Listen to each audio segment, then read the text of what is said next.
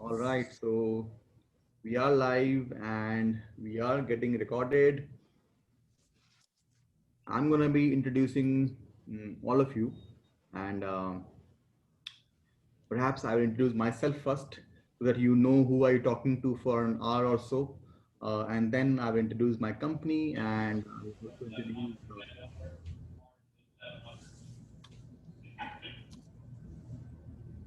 some background noise. Maybe when you're talking, you can unmute yourself. Uh, but if you are in a quiet place, you can remain unmuted. Cool. Guys, thank you very much for coming over this morning. Really appreciate your time. We have four fabulous speakers in this session. We got Anita, Kelly, Bella, and William. This panel is dominant by women. Men are in minority. So we'll try to cope up with you. But thank you very much for coming over, guys. My name is Amit Koshal. I am a co-founder of a company called Inalito. I'm an engineer and a lawyer, and Inalito focuses on e-commerce company like yourself. We have a bunch of e-commerce clients in the US and in India. Our US clients they're selling toys, they're selling wines, they're selling a lot of pharmaceutical products, a lot of things. We help e-commerce clients like yourself in e-commerce, in email marketing, in web push notifications, in predictive analysis, personalization, a lot of analytics, a lot of customer segmentation, product segmentation. We help our clients in solving a lot of problems. For example, they spend a lot of money on ad spend. We try to reduce the ad spend. We let them identify which customer they are losing so they can retain those customers. A lot of things that we can do and we do for our e-commerce clients. We are on Shopify, Magento, BigCommerce, WooCommerce, and different apps.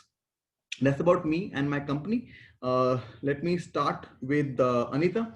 Anita is the toffee woman.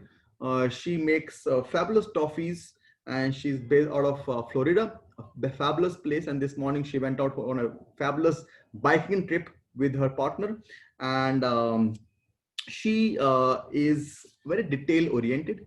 That means she's the one who gets into nitty-gritties and she gets into things in detail. Anita is making very unique flavored toffees. They're not normal toffees, they're very unique flavored toffees. She mixes the toffees with the flavor of cherry, bourbon, key lime, and other dark chocolate toffees, which she is with roasted almonds and all of that. I'm already watering, my mouth is already watering. One bite can make you a fan forever. And she has been featured on the British Entrepreneur Town Hall. And she has been talking a lot about how to pivot your business now. Because pivoting and changing, adapting and adopting quickly is very important. So Anita is a pro in that, and she'll be talking in the discussion. Thank you so much, Anita. Thank you very much for coming over. Moving on to William. So William is a meat guy, is a meat and cheese guy. It's a lot of meat and cheese, like smoked cheese and smoked meat. All of us love what William sells. Not all of us, maybe some of us. We will know your taste buds and about your food preferences very soon. Kelly is smiling because Kelly, I think, is vegan, but I'm not sure. So William is a meat guy. He is a CEO of Clyde Weaver Inc. He's seasoned business professional. He has exceptional leadership and mentoring skills. He has been featured on local news 21 several times, where he spoke about panic purchase and panic buying. And he is an expert in taking new initiatives in his business. William, thank you very much for coming over. Thank you for your time. Looking forward to your views in this session. Yeah, thank you for having me. Thank you very much. Bella is the founder of Shakati. Bella, she's a tea person. She's a tea woman. I'm guessing. She is co-founder of a company called Ice Cream Company, like Letzili Ice Cream Company, and she was also awarded an award for presenting a no sugar or a low sugar drink, and she won an award for that. She also won a Consumer Packed Goods Award at Food Bites. And Shakati, her company, is named as the second fastest growing Hawaii company in 2020 by Pacific Business News. Congratulations on that, Bella. Thank you very much. You're progressing your business very fast, and we will love to have your views this morning. Kelly, Kelly is a founder and CEO of Sacredserve and a founder of Kelly Joy Holistic Health. Before this, she was a health coach at the Earth Diet. Kelly featured on top 33 nut-free ice creams and spokins, and she is able to come out with a lot of food which are basically allergens, and she is basically coming up with new food items which generally have allergic items, which is making you healthy by serving you vegan food and serving you food which does not have allergic ingredients in them. We will talk to you more about your business, Kelly. Thank you very much, guys. I think I'm so glad I'm done with the scripted part. Now I'm going to talk from my heart, and I'm not going to use any script, and it will make the conversations more easy, more beautiful for me, at least for me. Let me jump to Bella. Bella, you were having great time in the weekend with your family camping. You're back on Monday. This is Monday. Do you feel Monday blues? No, absolutely not. I think when you're an entrepreneur, you know, the sort of the border between work and play really doesn't exist. I'm sure everyone on this panel would agree. So you're probably spending most of the weekend thinking about work. And my co-founder is my husband. So we're very much a family business, and we talk about it all the time. And we just feel very fortunate to love what we do. So we love Mondays. Excellent, excellent. So tell us more about your business, Bella, and tell us what's your why? Why are you doing that?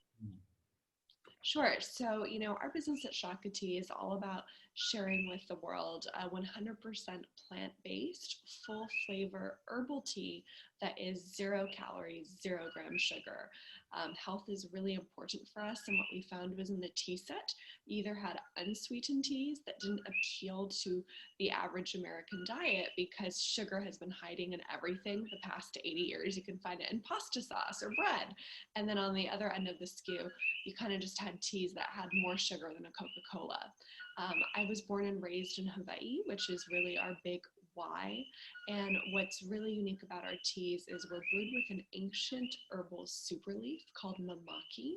It's an herbal tea that is only found one place in the world, the Hawaiian Islands. And it's an incredible plant because it has a number of health properties. And moreover, when you plant it, you're practicing restorative and regenerative agriculture. It's the host plant for our native and endangered pollinator butterfly, pulelehua. So all our farmers that plant mamaki, and by the end of this year, we will have given away 25,000 seedlings to get over a dozen small farmers started. We practice direct trade. They're simultaneously restoring the native ecosystem, and we pay an abundant price point. So then after we dry the tea here on the Big Island, which is where we're based out of, we then ship it to Japan and to the continental United States, where we co-pack it. So it's all about how can we do the most good possible in our own community through sustainable, regenerative, restorative agriculture, supporting small local farmers, and then on the health end for consumers everywhere from Walmart to Whole Foods, ensuring they have a full flavor, 0 gram sugar, clean label herbal tea. Excellent, Bella. Thank you very much for your warm introduction and for telling us about your business. We look forward to hear more from you in this morning. Kelly, tell us something about your work. Yeah, Sacredserve, we make a plant-powered line of gelato, and so we are one of the first to use organic young Thai coconut meat as our base. So what makes it so different is that the young coconut is much lower in saturated fats, and it tastes a lot less like coconut, so you get a really nice subtle flavor that's also packed with all of these micronutrients in there. And then all of our flavoring ingredients are really just different superfoods, adaptogenic herbs, or medicinal mushrooms. So really what we're going for is this rich, creamy texture and indulgent flavor, but also made with all of these nutrient-dense ingredients to really kind of clean up this category that's traditionally just been really full of sugar, stabilizers, and gums and weird ingredients. And also just, yeah, tons of sugar. So we're really trying to lower that and make it a healthier treat. Excellent, excellent. Great. So both of you are trying to make people healthy. I want to ask from William, how does he counter these women? Well, we're at Clyde Weaver. We are a 100-year-old company. We've been offering Central Pennsylvania classics for many years. A lot of these are very heavy in butter and sugar, but that's a kind of a standard in this region. There's a lot of Amish heritage here, and as everyone knows, butter and sugar is a staple on the dinner table in our region. So I applaud what they're doing. I try to limit my sugar intake, but our business model is a little different. Sure. There's still a lot of meat eaters out there, right? So I'm sure, how's the business going on with you, William? Last 5 months? Well, with coronavirus coming through and causing a lot of widespread panic buying, especially in the beginning few months, and business closures, we were luckily classified as essential business, able to stay open. We have 2 brick and mortar locations, and we work out of 8 farmers markets. And we initially saw a big decrease in sales, but very quickly saw that reverse as we saw traditional grocery stores and supermarkets shelves start to empty out with panic buying. Our business turned into a primary source of meat and cheese offerings that couldn't be as easily found in the supermarkets. Mm-hmm. So William, do you also sell online? If yes, what platform do you use? We do sell online. We work with WebFX is our consultant, and we're using WooCommerce. WooCommerce. All right. So what part of your business is online versus offline, William? Well, we focus our core product line on our website. So just our traditional sweet bologna, bacon, a variety of cheeses, some sausages, and some gift packs. But we don't have our full array. It's just really our core products. On the website? Yes. Okay, all right. Interesting. Anita, tell us something more about your business and what's your why? Why are you selling toffees and candies? Well, that's a good why after following those gals that don't believe in sugar. Thank you, William, for sharing that there's still a good percentage of the population that loves butter and sugar. We do this because I grew up in my grandmother's kitchen making this, and just like many of people who ended up in specialty food, you're told over and over again that you have a product that's so good that you should try selling it. We were very lucky, and we are on the shelves of Whole Foods and Harris Teeter's and a number of big name, those logos that everyone wants to accumulate. So that's the why. My grandmother also had a flair for flavor, so we call it tradition with a twist.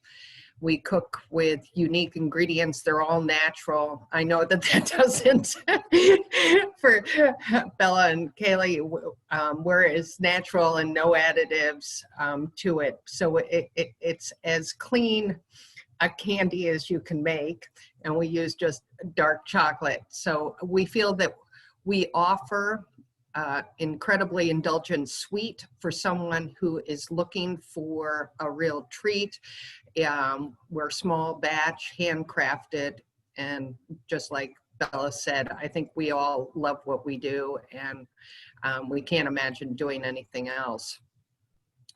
The last 5 months, of course, I think people would be misrepresenting the truth if they didn't tell people that it's been a zany, wild ride and trying to find your groove and figure out what was going on, because I think even if you had a business that was on steroids, it certainly caused you to step back and take a look at what was going on in the overall market. We lost probably 50% of our specialty gift stores and food stores in a period of about 2 weeks. We learned very quickly that we needed to do a fast dance and change directions and figure out how to not only survive but thrive in this environment. We were very lucky. We live in a very supportive community.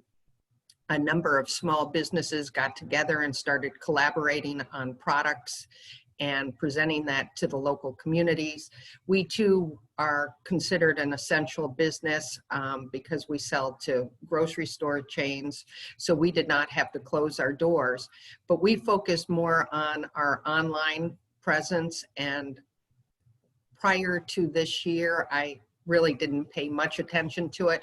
And I think for the entrepreneurs out there, you can't put all your eggs in one basket. You know, once you have a chain like a Whole Foods, you can't sit back and say, I now have Whole Foods or Publix, yeehaw, that's all I need to worry about, because lo and behold, all of that can change in a nanosecond. We were selling to huge hotels, and we're in Florida, so that hotel, resort, tourist business was very important to us, and we lost that. So my takeaway from the last 5 months is, boy, you sure need your thinking cap on all the time, and you need to be analyzing the trends and figuring out how you can get your product into your consumers' hands. Very nice. That's some great learning from you, Anita. Collaborating small businesses, like that's I have not heard yet. I have been interviewing a lot of people over the last few weeks, but this is absolutely new. Pivoting is, of course, people are understanding that if somebody is losing business, let's say somebody is losing hotel business, how do you quickly jump on to some other consumer segment? In your case, you jumped on to focusing more online, and the small businesses were collaborating, so they come together to help each other in their businesses. That's a fabulous learning from you, Anita. Thank you very much. Thank you so much. What platform do you use, by the way, online for online selling? Shopify, and we've had great success with that. I'll just share one quick thought about that. Working with others, is it really came about because there was so much negative energy out there, and I don't know if all of you were feeling it like we were, and we felt isolated. And so a number of women business owners decided that we were going to change the way that we thought about the environment. And so we came together, and we're doing some really unique things where we're partnering off of one another. We're putting together virtual workshops. I never thought that I would be doing something like that, but we're highlighting our island, so it includes tourism and hospitality in a new format for all of us, and we found partnerships and sponsors, and so it's been a wonderful, positive experience, and it's also been a revenue generator. Very nice, excellent. That's a good takeaway for people who can use this method to grow. Excellent. Bella, in our life, so your husband is your co-founder, and how do you manage? So in one of my companies, my wife is also working together. It's very difficult to ask her to do something or request her to do something. How do you manage the professional life versus the personal life? Do you advise, okay, in other words, in short sentence, do you advise families working in the same business? I think it's very, very personal. It depends on the dynamic of your relationship. For my husband and I, we met like 14 years ago in college, and we've always been collaborating. We probably thought up of 100 businesses, and that was the date night conversation for 10 years before we actually co-founded one together. And then, Harrison and I just have very complementary skill sets, and inevitably, like being a family, having children together, there's a deep level of trust. And when you're an entrepreneur, I don't know about my fellow panelists, but it can often be very hard to trust people because you're doing everything. So I think on our end, it's just been a benefit since we've always wanted to start a business together. And that deep level of trust when you have a family with someone and you're married means, like, from the get-go, there wasn't just only myself, doing everything. We really divide and conquer equally in very complementary ways. But I've heard it can be really good for some people, or like a marriage deal breaker for others. So I think it's a very personal question. Okay, excellent. All right, so you got to figure out whether your partner is worth becoming a business partner or not. Trust definitely is one very important factor when you choose a business partner. Other things are capabilities, whether the person has complementary capabilities or not. Bella has been fortunate enough to found a partner in her husband who had complementary skills, and of course, she trusted him. Great. Those are the two things that you need, guys, to have to before you finally zero down on your partner as your spouse or vice versa. Kelly, uh, which platform do you use, and why do you use a platform selling online? Yeah, we use a couple different ones. We use Shopify for our own storefront, and then we also use, we work with a couple different partners. So we work with Uber Eats as well to do that online. But we do love Shopify. It's worked out really well for us. I think the biggest thing actually when we were looking at what platform to use was what would be the easiest to design a website on and the most user-friendly. I didn't personally have a lot of experience with website design, so I felt like Shopify offered the most customizable templates based on what we were looking for. And then the shipping and order receiving process is pretty seamless for them. So we do enjoy working with that platform.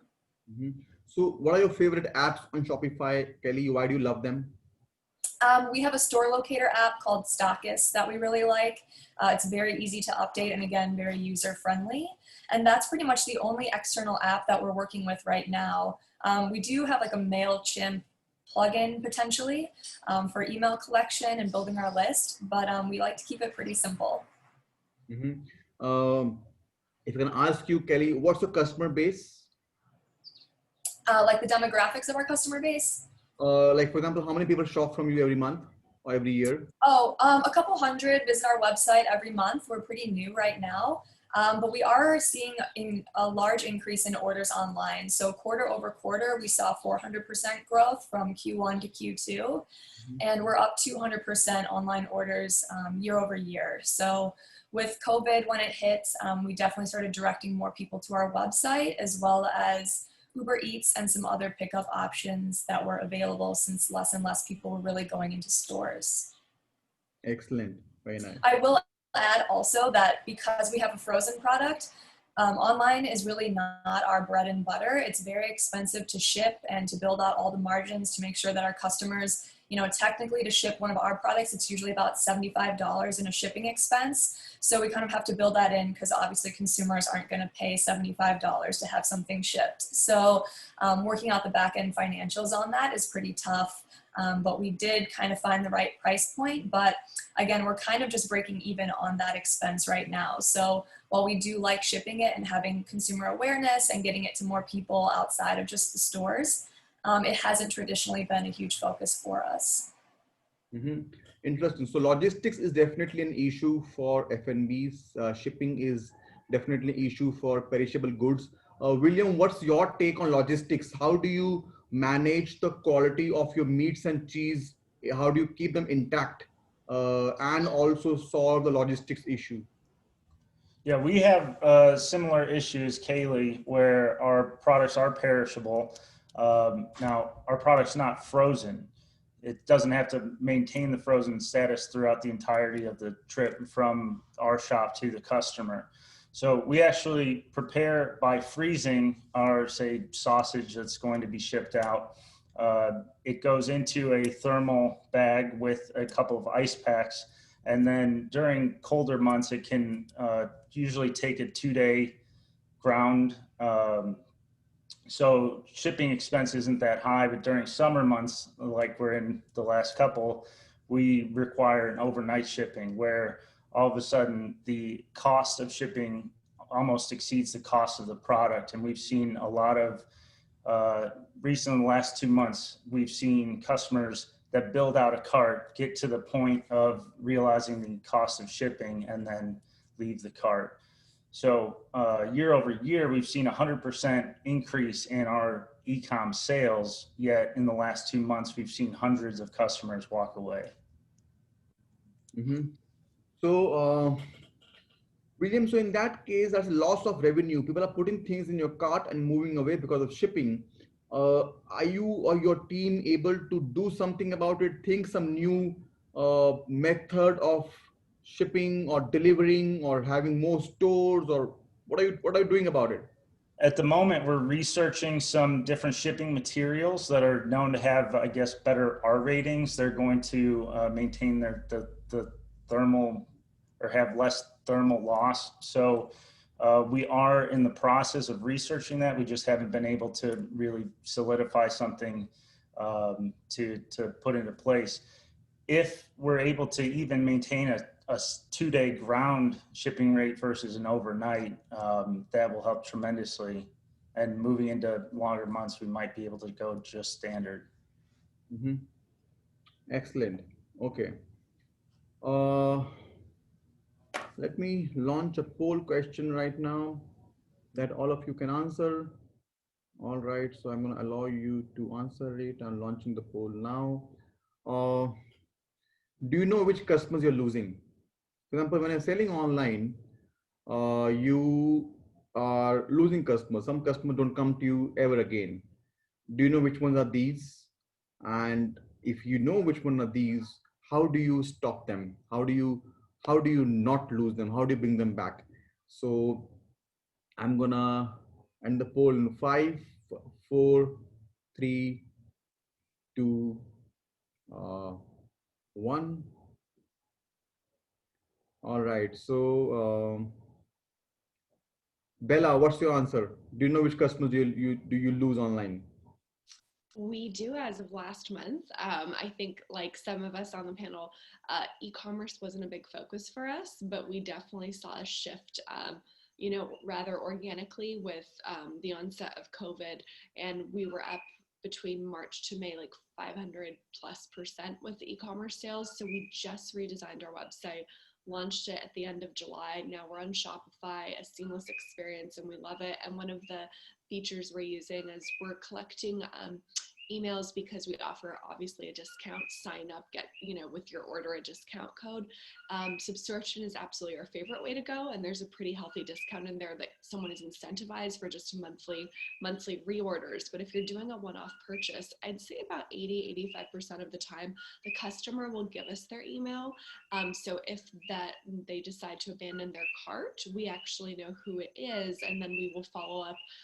And I hate to be really pushy. I find email marketing very, very annoying myself. So it's always like a push and pull about best practices. We were advised we should be sending like 3 emails in that first week to remind them what's there and further incentivize with another discount, a deeper percentage off, or a dollar discount number. Sometimes a dollar number sounds better than 15% off to someone.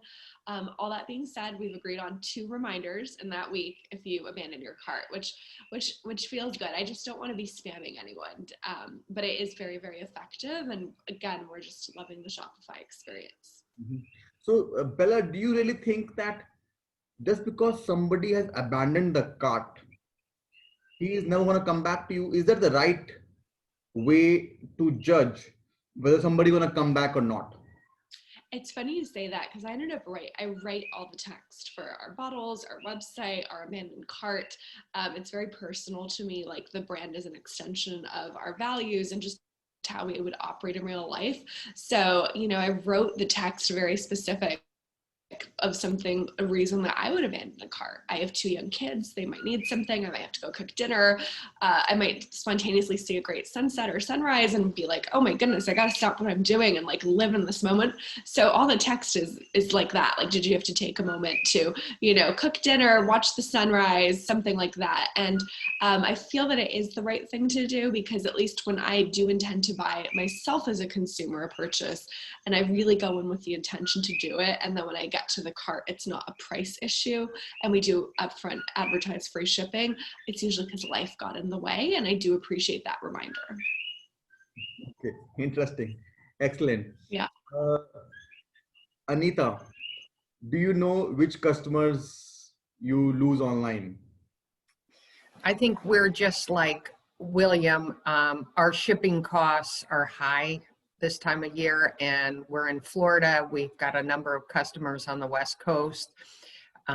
Shipping is not getting less expensive, and I just received notification from a couple of the big shippers that prices are going up for the holidays. And it's also very hard to compete against those that offer free shipping. So we feel that we lose people really, well, we know that we lose them when they get to the cart and they see the shipping charges. What we do too is just like what Bella mentioned, we try not to spam, but we try to gently remind them that we're there and that we would welcome their order, and we offer a discount if they come back. Mm-hmm. So are you funded, Anita? Are we funded? Yeah. No. You're bootstrapping? Yes, I have a very good banker who's my husband, and he says that I have to be extremely nice to him because he is the chief investor. Excellent, excellent. So Bella, how are you able to afford free shipping? Are you funded? We are, but for us, it's been always from day one about margins. When we got into the industry, CPG, Harrison and I, you know, heard so many stories about these CPG companies doing 50, 70, 100 million a year, and they still were not profitable. We're on the path to profitability by 2021. We are funded, which is really fantastic to have investors, and so many of them are amazing women investors too, this most recent round getting behind us. But to get to where we are, I mean, our primary product is a very heavy 14 ounce times 12 glass liquid. This was no easy feat. I think Harrison must have done due diligence and followed up to find the right shipper, and, you know, contacted close to 50 people. And it took us, you know, 4 years to get here, where we figured out how across the country to ship a case of tea for $15. And that's really, really been hard to, you know, find that, because shipping heavy liquid glass is very, very expensive. And our issue, rather than some of the other panelists, is about, you know, being temperature sensitive to the cold, is really actually in the wintertime when we ship out east. The worst thing that could happen is, you know, it goes below frozen. I can barely comprehend these concepts since I'm from Hawaii. I lived in the East Coast for a few years, but when it gets really cold, the glass could shatter with the liquid. So during the winter months, it's a little stressful for us, and we need to ensure that there is temperature control. Mm-hmm. Excellent. Wonderful. William, what advice would you give to people who are venturing into e-commerce businesses? Now they're selling things online. Bella has seen an increase of 400%. Kelly is seeing a growth of 400% quarter by quarter. Anita is now focusing more on e-commerce than ever before. That was e-commerce was never her focus. Since you have been an advisor to a lot of people, what advice would you give to people who are venturing into e-commerce businesses? First, I'd say make your website attractive. When I first started, I've been with this company since November, and the website, let's just say that it needed to be updated. Again, this business has been around for 100 years. Our focus has been going to farmers markets and doing retail. Our focus has not been on building an e-com platform. So we quickly partnered with a really great company that's relatively local to us. Again, that's WebFX. They did a fantastic job at rebuilding our website, and they handle all of our SEO. I would suggest, personally, the way that we've handled it is know what you're good at and know what you're not good at. So we're really good at selling meat and cheese. We're really good at making a high quality product. We don't know enough about how to build a website. We don't know enough about how to market to the right people in our areas online. So we've partnered with WebFX to handle that. They helped us walk through not just building the website, not just doing very solid reports on SEO and marketing, but also helping us set up very smooth integrated logistics that work directly with FedEx, so that as orders come in, FedEx is aware of them as we process it, and we've got a almost daily pickup that happens. So I guess best advice would be, right, know what you're good, know what you're not good at, and then make sure that you have an attractive website. And as both Kailey and Bella had mentioned, know your price and make sure that you can either build some profit into the shipping price, or you unfortunately have to pass along the shipping expense. Mm-hmm. Excellent. Have a strong website and know yourself. You must know what your strengths are. You must know weaknesses are, because honestly, I have been researching a lot on this myself. We have always been taught in the past, when you were younger, work on your weaknesses, work on your weaknesses, work on your weaknesses, but that's all wrong. All the billionaires in the world, the millionaires in the world, they never work on the weaknesses. They just work on the strengths. They got to check to people for working on the weaknesses. So if you got a weakness, hire somebody who can work on that weakness and cut a check for that. So in other words, if you can cut a check for a problem, you don't have a problem. That's a great advice, William. Thank you so much. Right. We've kind of had the motto that if we focus only on our weaknesses, we're just aiming for mediocrity. We need to aim at our strengths and continue to build forward on our strengths. Absolutely. I'm glad a lot of people are learning this concept of not working on the weakness, but working on the strengths. Kelly, how is your business? Is your business funded? Are you on profitability route? Yep, we are striving for profitability, and we are also funded. So we have a good team of investors, but like Bella, we're on track to be profitable in 2021. All right. So why are we choosing this date 2021? Sorry, say that again. So why are we saying 2021? What are you going to achieve in this year, and why 2021? When did you start, by the way? 2017 is when we started selling. And the reason is just that we have to pick up a little bit more distribution in order to get the right amount of units sold to really get that break-even point and then grow profitability from there. So that is a goal, although we are looking to grow quite quickly as well. So it's possible that we might hit profitability, but then continue to funnel more money into sales and marketing to continue growing at a quicker pace. But again, with this whole landscape right now, I think it's really important to be able to be profitable if you can, so we can always kind of scale back that spend if we need to.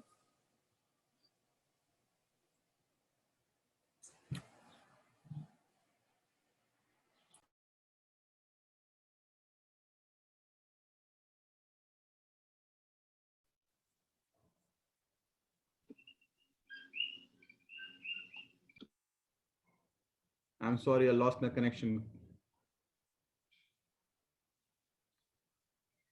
No problem. We can hear you great now. All right. This my phone flash facing on my flash. I'm looking like a ghost right now, but bear with me for a few moments. Yeah, we have lights on. All right. All right. Okay, so when you started in 2017, Bella, were you projecting to be profitable in 2021? What? We started in 2016. Yeah, and for us, I really feel like my answer is exactly what Kailey said. We always knew we wanted to build a profitable business. It made no sense to grow a company and not be profitable. That just doesn't seem like smart business, period. And I don't come from a business background. I was in nonprofit work in the arts for over a decade before this. But all that being said, we had the goal to be profitable within, the first 4 to 8 years of starting our business. And we're really excited that once the number of new accounts are launched, we're also moving to direct service distribution. And there's really that account depth to launch the new accounts. Of course, a new distribution relationships does cost a great deal of money. That's where we'll be able to, at that critical mass, hit the profitability point. But if we had decided not to grow, we would have been profitable last year. We were really, really pleased about that. But of course, we want to grow our business. So very similar to what Kailey's doing. Excellent, excellent. Well, coming back to Kailey, how do you manage the expectation of an investor? Is the investor, so basically investor might just say, burn more cash, get more customers, burn more cash, get more clients.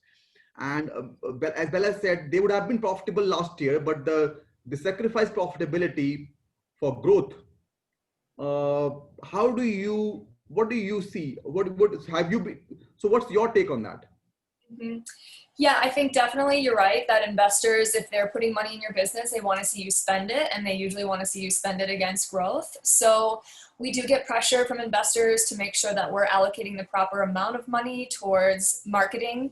But it is a fine balance. And so it's kind of my position to be able to tell them, here's what we're investing, but also here is our current runway and how much time we have left until we run out of money. So it's kind of a balancing conversation as to when we think we can raise our next round and if we think we can get it. And if so, we'll keep putting money towards marketing efforts. And if we feel like the landscape or the environment is not really conducive to that, then we'll kind of scale that back, make sure that we have a longer runway. So of course they don't want us to run out of money, but it is true that they are investing money that they want to see you spend it.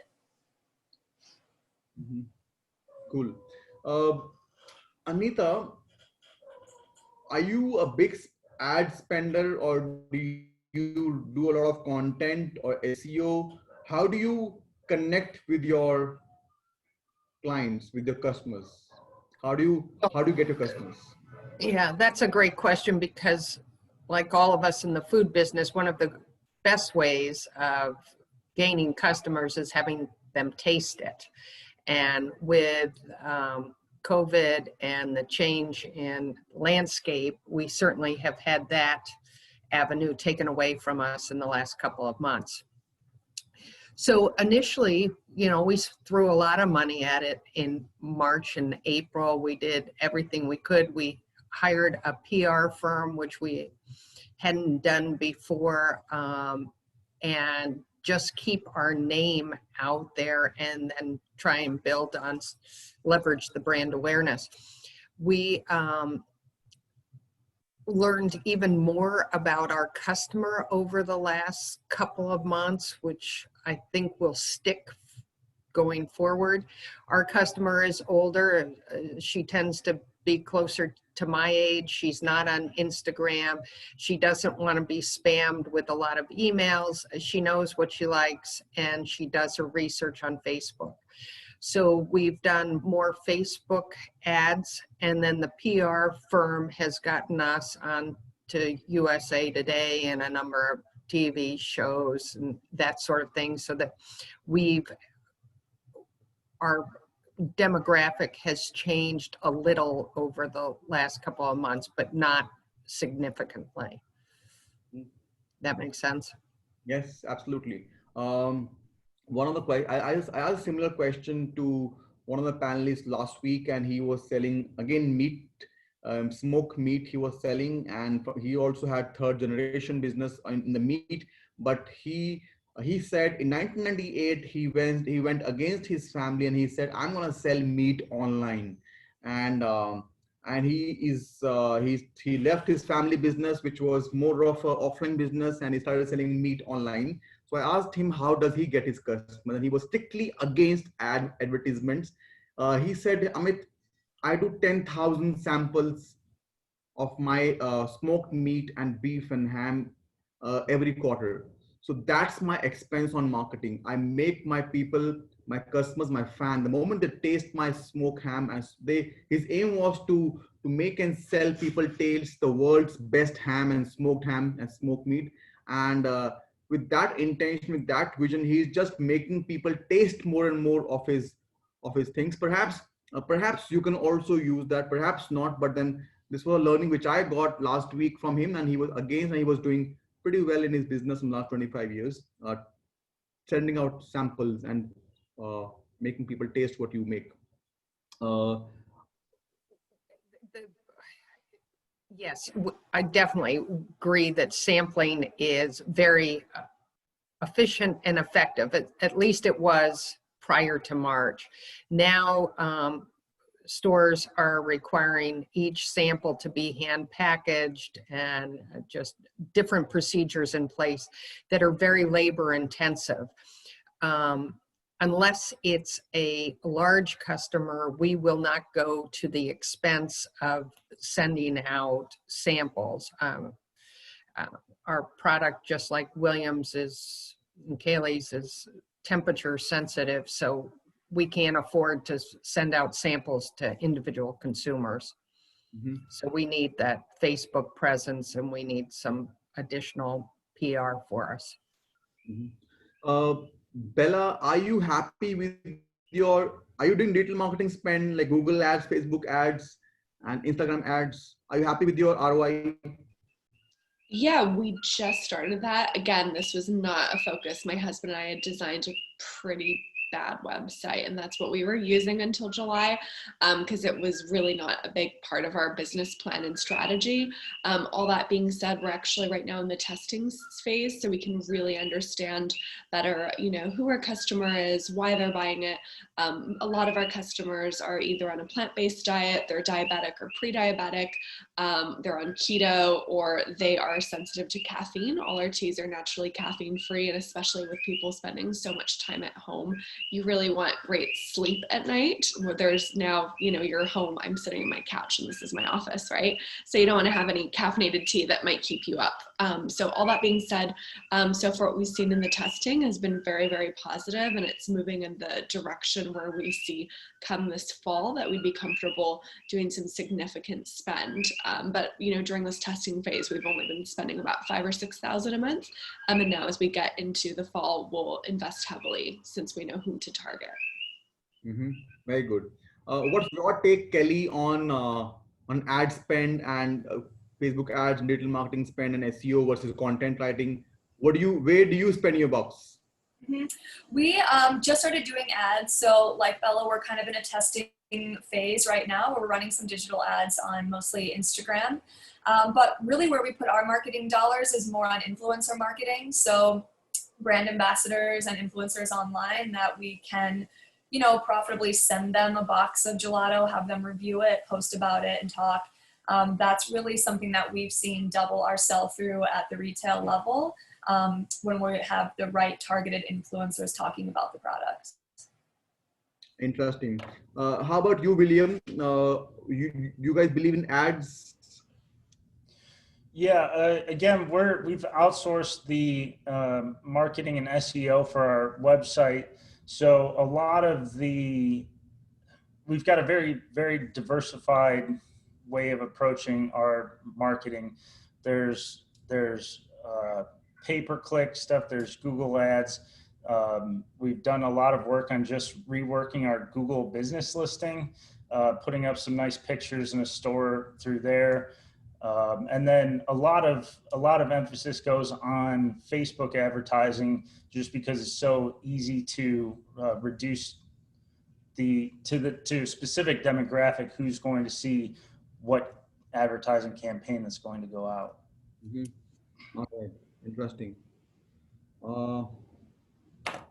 Anita, in our life, we tend to procrastinate. We tend to delay things. In the last 5 months, did you take up some projects which you were procrastinating before? and you finally had time to work on those business projects or personal, if you want to share that? We're very much a seasonal business. So in March, we started working on our holiday packaging. So we jumped the gun a little and had that done by the end of April, and typically we do it by June. So we did take advantage of a little downtime and put it to good use.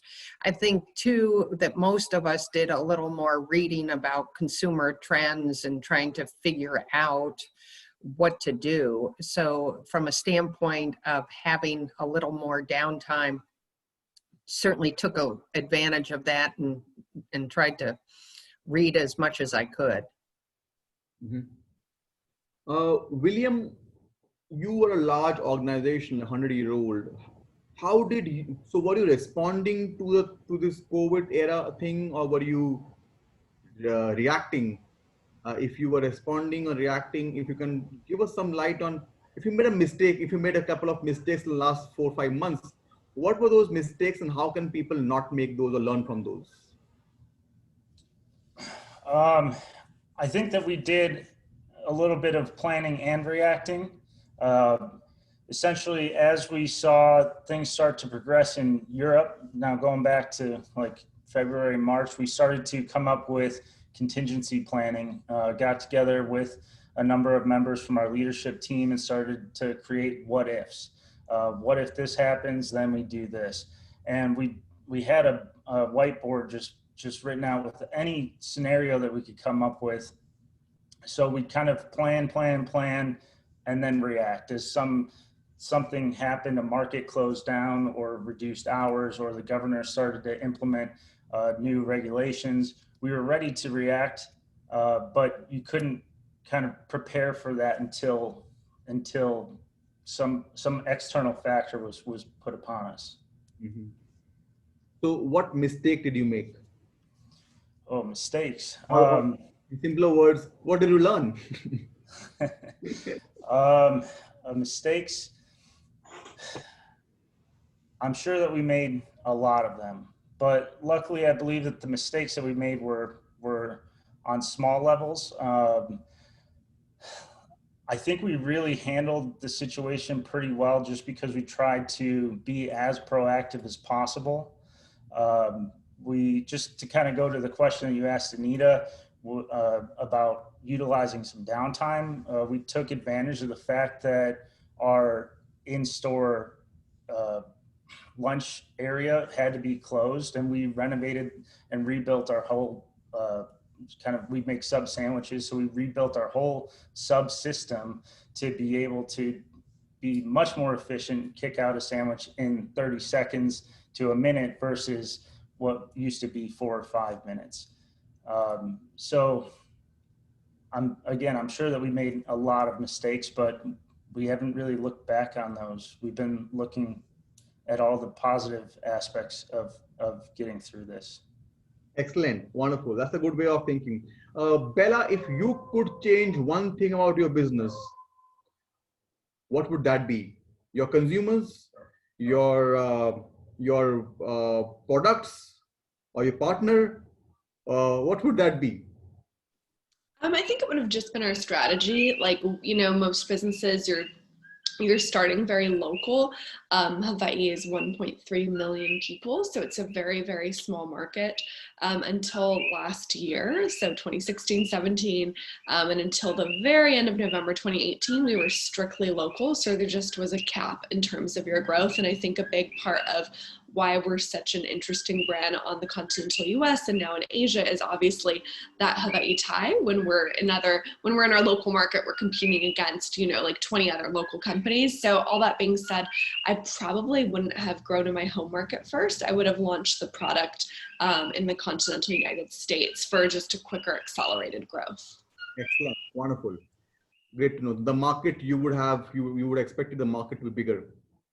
Exactly, like launch in California, where there's infinitely more people than 1.3 million. Mm-hmm. Kelly, this question I asked from one of the founders last week: what would you change about your business? And she said, I wish I had one more of herself. What would be your answer? What would you change? What would you want to change in your business if I give you that option right now?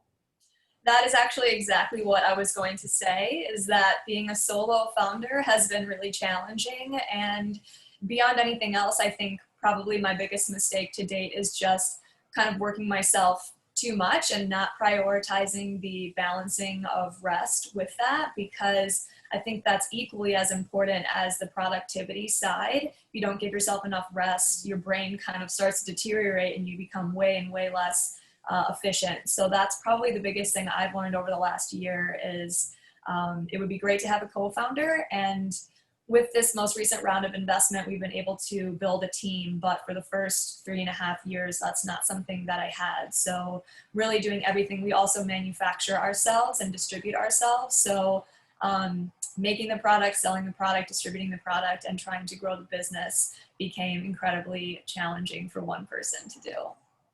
So what are the benefits of a one-person company like yours? No founder. The benefits are limited, I would say. Obviously I have full control and can exhibit kind of my own creative vision without much friction, but I think the longer you go unchallenged, it's not exactly a competitive advantage either. So why did you start your business alone then? You never thought of finding a partner? Was it not in the mind, not in the plan? Could you not trust anybody? Could not find anybody worthy of your trust or your plans, or somebody not sharing the same vision? What was the... Yeah, I think the biggest thing is that it's difficult to find someone that wants to sacrifice to the same level. It really requires taking no salary, working around the clock, and really dedicating yourself to this vision. So because it was such a singular personal vision of mine, it's incredibly difficult to find someone else that is willing to make those types of sacrifices for the greater cause and business. So I think that was kind of the biggest deterrent, was that while there's a lot of like-minded people, there's not a lot of like-minded people that want to sacrifice so much. What's your take on that, Anita? I'm sorry, what's my take on that? Yeah, I agree with you. Boy, it's very hard to find someone who wants to play and work as hard as you do. And when I say play, I mean really work. We did take on another partner about a year ago, and I don't think our story is different than many out there, and their goals didn't mesh with mine, and it didn't work. And so it seemed easier for me to continue to blaze the trail.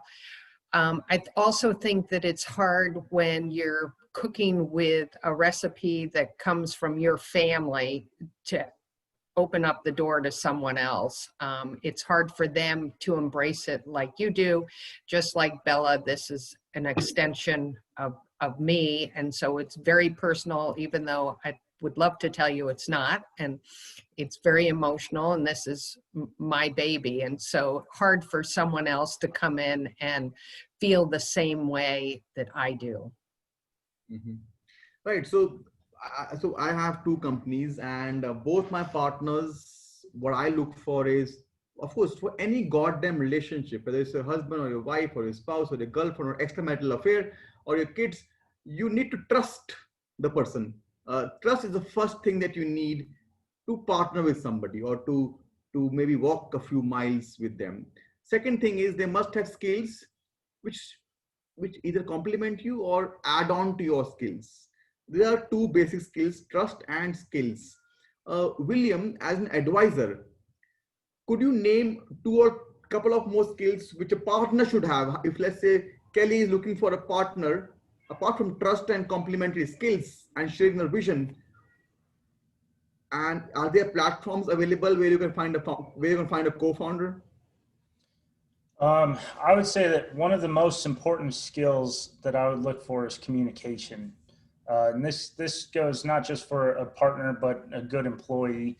The ability to communicate, to be upfront, to discuss any sort of issue that comes up or idea, that I think is one of the most important ways to build trust. So I'd say just the ability to communicate. And then as far as a platform to find a partner or co-founder of some sort, I do not know. I don't think that I would really open it up to an internet search to try to find a business partner. I think that's just, you really have to know someone if you're going to go into business with them. Mm-hmm. I was interviewing a couple of people last week and they founded their co-founders on LinkedIn. I was just bouncing the idea with Kelly and with others. It is possible. A lot of things which we thought were impossible are now possible. As a matter of fact, I can tell you, I'm also a lawyer, and a lot of clients who would give me work only after meeting me, but now they're giving me work on Zoom. A lot of other clients on Inalito are also giving us work after talking on Zoom without you meeting them. A lot of things are impossible. In India, our Supreme Court was not accepting e-filings. The Supreme Court of India, the biggest, highest court in India, was not accepting e-filings from last 2 decades. They started accepting e-filing in just 1 month after COVID started. So this project was pending for 20 years. They were not accepting it, and it started accepting in 1 month. So things and the mindset of people has changed so drastically. Things we never thought would happen are happening right now. If we have to do a conference, I did a conference a few weeks back. We had 600 attendees in that conference. If you have to plan a conference for 600 people, you have to manage hotel, parking, everything, and you will go bankrupt if you want to have a conference. But we did it on Zoom with 600 people turning up, and it was so easy and smooth because mindset is changing. That's one thing. I want to ask Bella now. Bella, you started in 2016. What were you doing before that?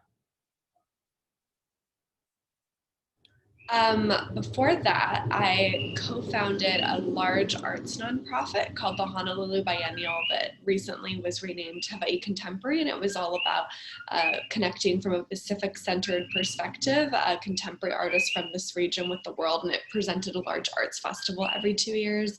I was an editor for a magazine called Art Asia Pacific and an independent international arts curator. And my husband and I had a small experience in doing a failed venture, unfortunately, a CPG startup, Lizetli Ice Cream, before launching Shakati. Excellent, wonderful. So did you exit that business before coming into this one? No, we decided to close it. Mm-hmm. Okay. Yeah. Anita, when should somebody know that you should close the business and not pursue it anymore? When should what moment should you know that, okay, now it's done, I've spent enough, there's no profitability, there's no funding? When do you pull the plug out? I think that a couple of, you mentioned the path to profitability. I think that if you give it a run for a couple of years and you're not even close to being profitable, that's the time to close it down, turn that close sign over. I also think that at certain points, as Kailey mentioned, being a solo founder, you get really burned out.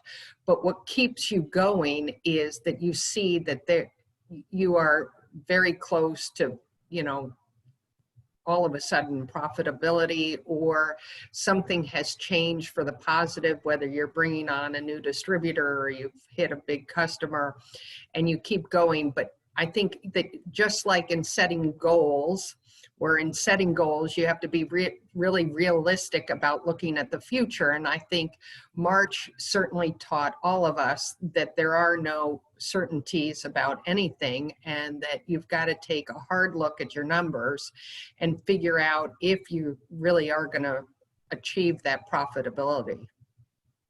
Wonderful, excellent, good piece of advice.